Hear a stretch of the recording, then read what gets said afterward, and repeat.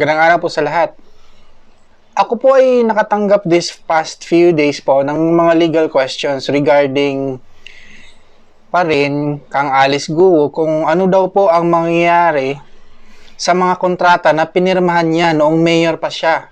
Considering po na siya ay dismiss na ngayon sa pagka-mayor ng Bamban, Tarlac.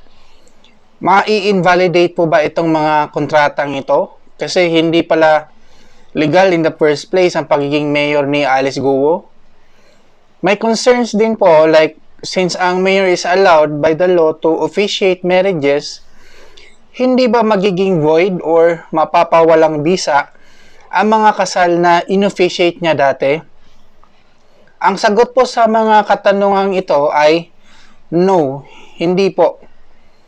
Hindi po ma-i-invalidate ang mga kontrata na pinirmahan niya dati at hindi rin po magiging void o mapapawalang bisa ang mga kasal na inofficiate niya noong siya pa ay mayor ng Bamban, Tarlac.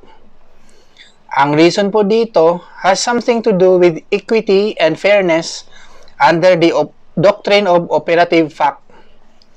Ano po itong doctrine of operative fact? The operative fact doctrine recognizes the existence and validity of a legal provision prior to its being declared as unconstitutional and legitimizes otherwise invalid acts done pursuant thereto because of considerations of practicality and fairness.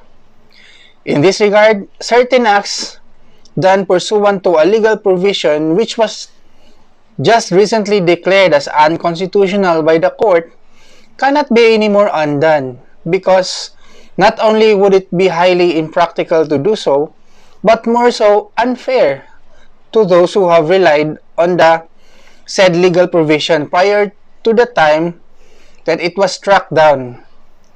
So, itong operative fact doctrine po ay hindi lang available sa mga statutes, laws, and ordinances. Applicable din po ito with regard sa mga actions ng ating mga public officials pursuant to their public functions.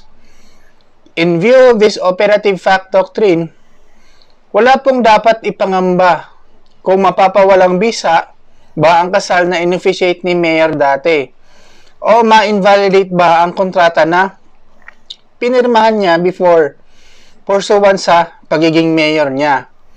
So, insurance nyo ang operative fact doctrine. Sana po ay may natutunan tayo today. Salamat po!